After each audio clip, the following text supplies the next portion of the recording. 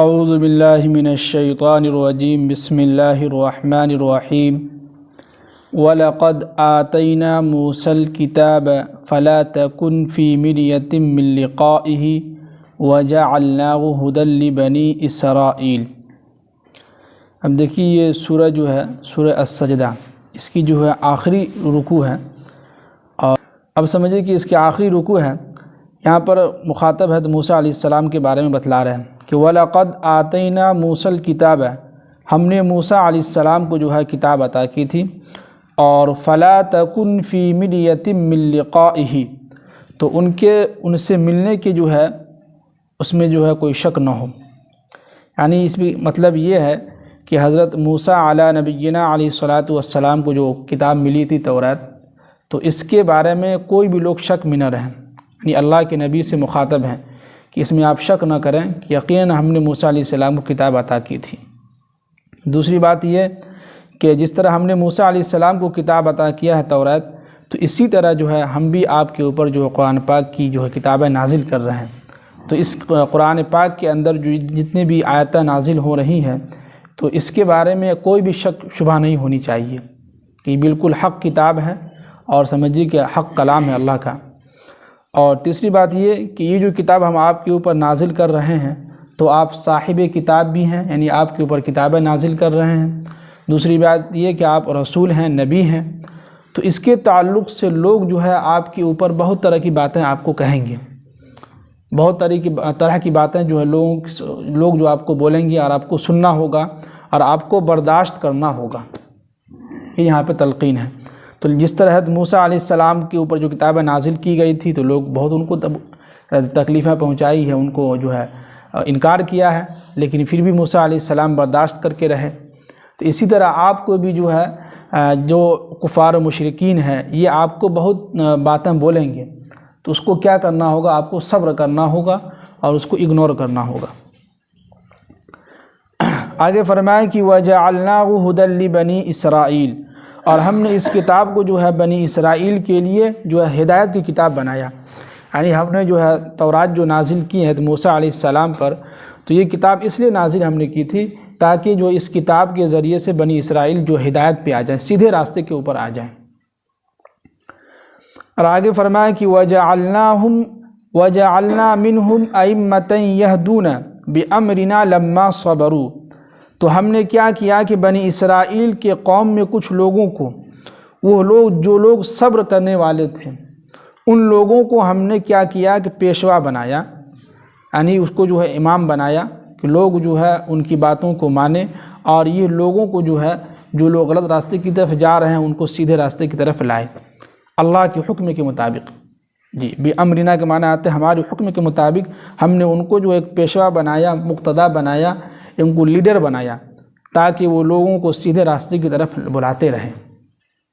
جی، اور آگے فرمایا کہ وَكَانُوا بِآيَاتِنَا يُوقِنُونَ، اور وہ ہماری آیتوں پر یقین رکھتے تھے، ایمان رکھتے تھے۔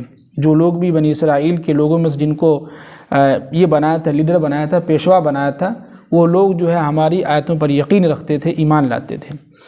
ایک چیز یہاں پہ غور کیجئے گا کہ قرآن نے لفظ استعمال کیا ہے کہ لما صبروا، تو اللہ تعالیٰ انہی لوگوں کو کوئی اعلیٰ عہدہ دیتے ہیں جو صبر کرنے والے ہوتے ہیں۔ جی، غور کیجئے گا، قرآن نے یہ لفظ استعمال کیا کہ ہم انہی لوگوں کو پیشوا لیڈر بناتے ہیں، قوم کا، معاشرے کا، سماج کا، ہندوستان کا، ان لوگوں کو ہم لیڈر بناتے ہیں جن کے اندر صبر کرنے کا مادہ ہو، ہے کہ نہیں؟ جیسے جو ہے جب سے جو ہے پردھان منتری ہمارے بنے ہیں، وہ لوگوں نے کیا ان کو گالیاں دی ہیں، ان کے خلاف انہوں نے کتنے ویڈیو بنے ہیں اتنے گندے مذاق کا۔ اب ظاہر سی بات ہے کہ وہ لوگوں نے اسے بہت گالیاں دی ہیں، لیکن اس نے کبھی بھی جو غلط ریئیکشن نہیں لیا، اس لیے کہ وہ صبر کیا، بولے کوئی بات نہیں، چلو عوام ہے، لوگ کرتے ہی رہتے ہیں۔ تو اللہ نے ان کو جو بنایا ہے کسی مقصد کے تحت بنایا ہے کہ ان کے اندر جو ہے صبر کرنے کا مادہ ہے۔ آج انہی جو ہے پردھان منتری کا ہم بیان سن رہے تھے، آج ایسے عصر کے بعد بیٹھے ہوئے تھے، شارٹ ویڈیو میں دیکھ رہے تھے، وہ یہ کہہ رہے تھے کہ اللہ تعالیٰ نے، وہ آپ خود بول رہے تھے کہ اللہ تعالیٰ نے قرآن پاک کے اندر جو ہے 800 مرتبہ جو ہے اپنے نام کے بعد 800 مرتبہ جو ہے قرآن میں علم کا ذکر کیا ہے۔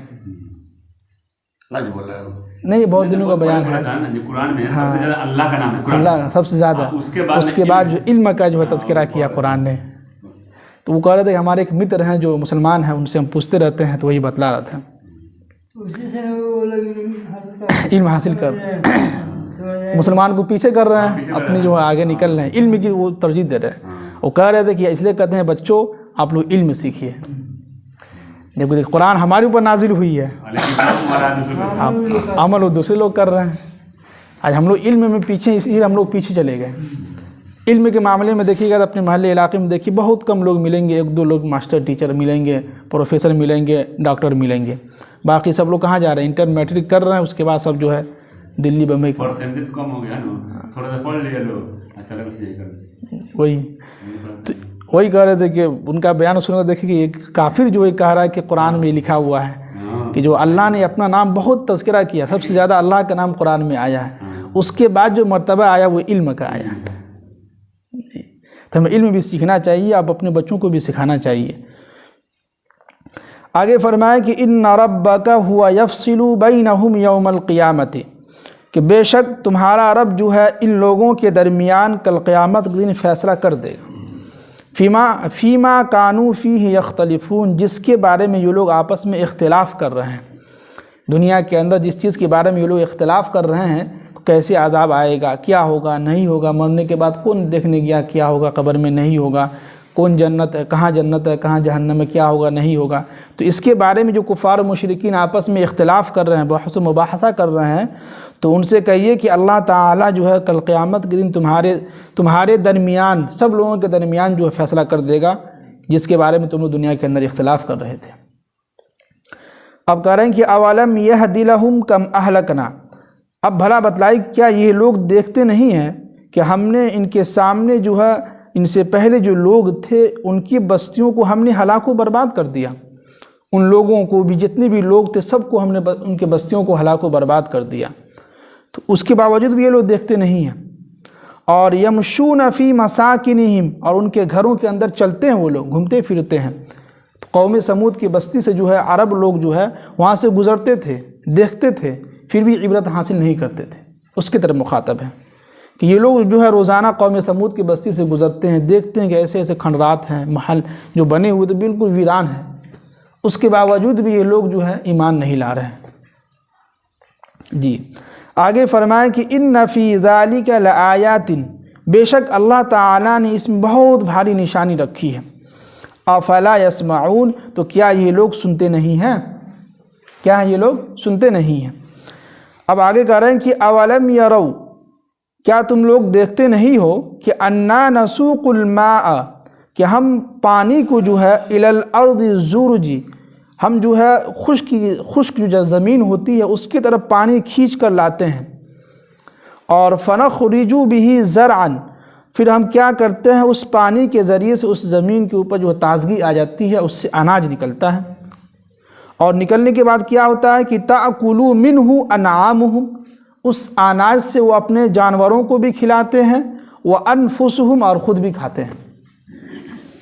جی قرآن نے کہا کہ کیا یہ لوگ دیکھتے نہیں ہیں کہ ہم جو ہے پانی کہیں بھی ہے اس کو کھینچ کے لاتے ہیں اور اس زمین پہ برساتے ہیں. بالکل زمین جو مردہ زمین ہو گئی تھی، خشک زمین ہے، سوکھی ہوئی ہے. اور خشک زمین یہاں پہ جو جرزہ استعمال کیا ہے، اس زمین کو کہتے ہیں جرزہ، جو جس زمین میں کچھ بھی جو ہے کچھ بھی ہونے کا امکان نہیں ہو. اس زمین کے بارے میں یہاں نے استعمال کیا کہ جرزی، بنجر جس کو کہتے ہیں، اس میں کچھ ہونے کا امید نہیں تھا. لیکن اللہ تعالیٰ کہہ رہے ہیں کہ ہم اس زمین کے اوپر پانی کھینچ کے لاتے ہیں. کھینچ کے لانے کے بعد کیا کرتے ہیں کہ فنخرج به زرعا، وہ لوگ اس زمین سے جو اناج جو ہے اس میں لگاتے ہیں، پھر اس سے ہم نکلواتے ہیں. جب ہم نکالتے ہیں تو وہ لوگ اپنے جانوروں کو بھی کھلاتے ہیں، وانفسہم، اور خود بھی کھاتے ہیں. جی اب قرآن کہہ رہا ہے کہ افلا یبصرون، کیا یہ لوگ دیکھتے نہیں ہیں؟ کیا ہے؟ کیا یہ لوگ دیکھتے نہیں ہیں؟ آگے کہہ رہے ہیں کہ وَيَقُولُونَ، اب کفار مشرکین یہ کہتے تھے کہ مَتَى هَذَا الْفَتْحُ، یہ قیامت کا دن کب جو ہے قائم ہوگی، کب یہ فیصلہ ہوگا، فیصلہ کا دن کب ہوگا. تو ان کنتم صادقین، اگر تم سچے ہو. یعنی کفار مشرکین یہ طعنہ دیتے تھے کہ محمد صلی اللہ علیہ وسلم آپ جو ہے بہت بولتے رہتے ہیں کہ قیامت کا دن آئے گا، ایک دن فیصلہ کا دن آئے گا، کب ہوگا، کب عذاب آئے گا ہمارے اوپر. اگر آپ سچی ہیں تو لے آئیے ہمارے پاس. تو قرآن اس کا جواب دے رہے ہیں آگے کہ قل اے نبی صلی اللہ علیہ وسلم آپ ان لوگوں سے کہیے کہ یوم الفتح ایک دن بالکل قیامت کا دن آئے گا تو اس دن کیا ہوگا کہ لا ينفع الذین کفروا ایمانہم، تو اس دن کافروں کا ایمان لانے سے کچھ فائدہ نہیں ہوگا. کیا ہے؟ یعنی کہ قیامت جب قائم ہو جائے گی، اب اس دن کافر لوگ جو ایمان لائیں گے تو اس ایمان لانے سے کچھ فائدہ نہیں ہوگا، ان کا کچھ فائدہ نہیں ہوگا. وَلَا هُمْ يُنظَرُونَ، اولت دے رہے ہیں. کیا ہے؟ ان کو ہم چھوٹ دے رہے ہیں. ابھی یہ لوگ جو ہے بات ہماری نہیں مان رہے ہیں، کوئی بات نہیں، انتظار کرے، یہ مہلت میں ہم اس کو دے رہے ہیں. آگے فرمائیں کہ فَأَعْرِضْ عَنْهُمْ، تو اے نبی صلی اللہ علیہ وسلم آپ ان کی فکر نہ کریں، آپ ان کی پرواہ نہ کریں. اگر وہ ایمان نہیں لا رہے ہیں، اتنی ساری نشانیاں ہم ان کو دکھلا رہے ہیں، بتلا رہے ہیں، اس کے باوجود بھی یہ لوگ ایمان نہیں لا رہے ہیں تو فَأَعْرِضْ عَنْهُمْ، آپ ان کی پرواہ مت کیجیے. وَانتَظِرْ، اور آپ انتظار کیجیے، إِنَّهُمْ مُنتَظِرُونَ، اور یہ سارے لوگ بھی انتظار کر رہے تھے. یعنی آپ بھی انتظار کیجیے، یہ لوگ بھی انتظار کر رہے ہیں. ایک دن قیامت کے دن قائم ہو گیا، اس دن جو ہے سارے کے سارے لوگ جمع ہوں گے، اس دن فیصلہ ہو جائے گا کون لوگ جہنم میں جائیں گے، کون لوگ جو ہے جنت میں جائیں گے. یہی مقصد ہے جی. سمجھیے کہ اس سورہ سجدہ کا خلاصہ یہی ہوا کہ سمجھیے کہ ہمیں اللہ تعالیٰ سمجھیے کہ مختلف طریقے سے نشانیاں بتلا کے ہمیں جو سمجھیے کہ آخرت کی یاد دلا رہے ہیں، ہے کہ نہیں، کہ ایک دن قیامت قائم ہوگی، آخرت میں سب لوگوں کو جمع ہونا ہے، اللہ تعالیٰ حساب کتاب لیں گے سب سے. پھر اس کے بعد جو ہے جو لوگ نیک صالح لوگ ہوں گے وہ لوگ کہاں جائیں گے؟ جنت کے اندر کی. فَلَهُمْ جَنَّاتُ الْمَأْوَىٰ، ان کا ہمیشہ ہمیشہ ٹھکانہ جنت ہوگا. اور جو لوگ کافر ہیں، فاسق لوگ ہیں، گنہگار لوگ ہیں، تو اللہ نے ان کے لیے کہا کہ فَلَهُمْ فَمَأْوَاهُمُ النَّارُ، ان کا ٹھکانہ جو ہمیشہ ہمیشہ کے لیے جو جہنم ہوگا. جی اللہ تعالیٰ ہم سب کو عمل کی توفیق نصیب فرمائے. آمین. سبحان اللہ.